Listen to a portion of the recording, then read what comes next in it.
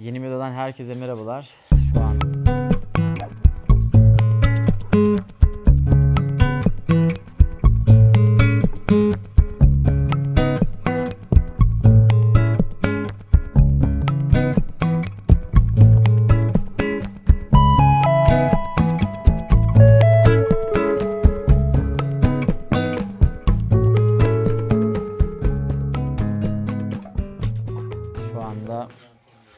Karamürsel projemizin uygulama alanındayız. Burada 2 katlı betonarme bir yapı yapmaktayız ve mekanik ve elektrik tesisatlarımız şu anda devam ediyor.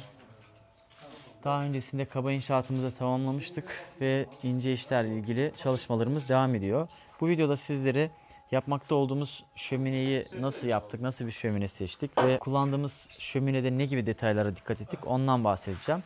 Farklı malzeme türleri var. Özellikle burada yanımda gördüğünüz. Bunu neden kullandık? Birazdan geçeceğim.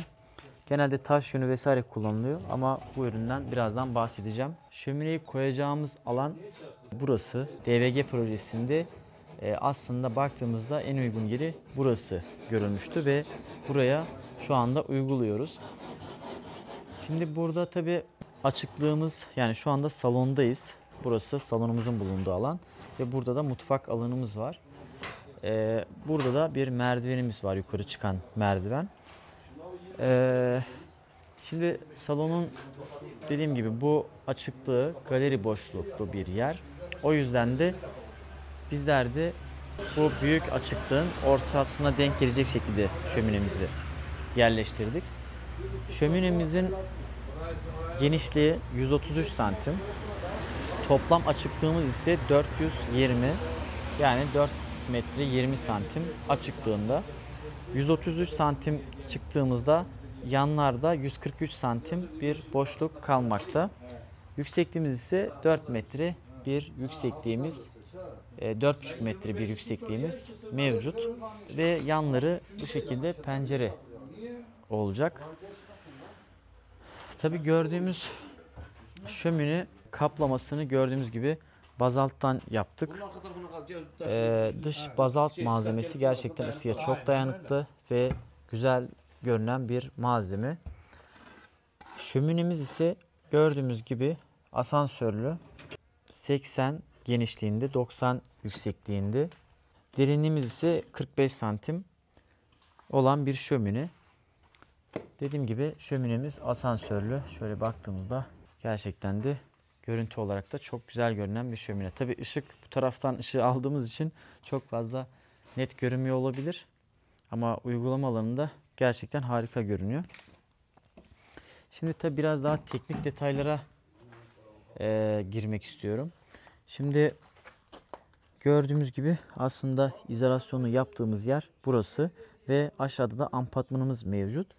Şömineyi konumlandırdığımız yerde şöminemizi ampatmana koyduk ve üzerinde, yani altında herhangi bir toprak alanına koysaydık yukarı kadar sağlam devam etmezdi. O yüzden buraya konumlandırdık. Eğer sizde ampatman yoksa toprağa mutlaka bir beton atmanız gerekiyor. Şömine büyüklüğünde, yani şöminenin bacasını kaplayacak kadar bir alanı kaplayacak kadar yapmanız gerekiyor. Ve şöminemizin baca kısmında kullandığımız malzeme Yutong. Ve Yutong dediğim gibi aslında ısı yalıtım katsayısı çok iyi. O yüzden de bunu kullandık. Ve genişliği ise 7,5 santimlik gaz beton. Ve burada şimdi bakın gördüğünüz gibi şu an betonumuzun olduğu kısımdayız ve bacamızı da dışarı taşıdık. Peki tasarımı nasıl yaptık? Yaklaşık 20 santimlik bakın içeriye aslında geldik. Daha sonrasında şöminemizi yerleştirdik ve şöminemiz ise bakın buradaki dış kısımdan 15 santim içeriye yapıldı. Ve dışarıdan baktığımızda da gerçekten de güzel görünüyor aslında. Tabii yine az önce bahsettiğim bir malzeme vardı. Bakın silkat malzemesi. Şöyle panel gibi duruyor ama çok fazla ağır değil, hafif bir malzeme. Silkat aslında şöminelerin içinde çok fazla kullanılmıyor ama doğru malzeme budur. bunu kullanmanız gerekiyor. Bu malzeme ne işe yarıyor? Aslında bacanın ısı kaybının bacada kaybolmaması için yalıtım değeri gören bir ürün. Taş yünü de kullanabilirsiniz. Fakat taş yünü dediğim gibi daha farklı bir ürün. Fakat bu gerçekten de bakın ürünün nasıl olduğunu, hani kaliteli bir ürün. Kalsiyum silikat diye ismi geçer ve çok fazla da bilinmiyor diyebilirim. Ama biz bu projemizde bunu kullandık ve doğrusu bu arkadaşlar. Şöminemizin kendi havalandırma sisteminden de bahsedeyim. Şömine zaten bildiğiniz üzere yakıldıktan sonra bacadan dumanı tüten bir sistem. Ve burada gördüğünüz şömine sisteminde kendi havalandırma kanalları mevcut. Fakat şöminenin alt kısmına ya da yanlarına da havalandırma kanalları koymanızda fayda vardır. Biz her iki tarafa da bunu koyacağız. Ve ısı veren menfezi ise göstereyim sizlere. Bakın menfezimiz burada.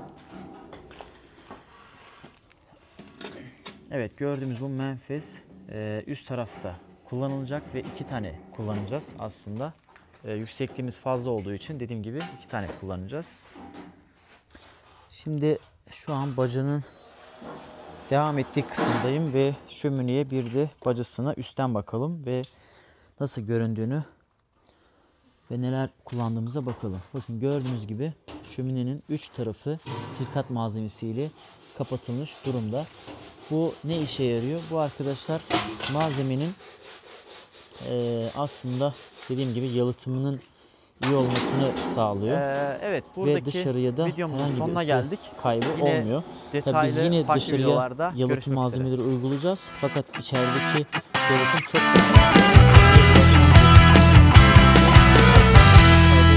o yüzden içerisi çok önemli. Üründe mutlaka dediğim gibi kullanın.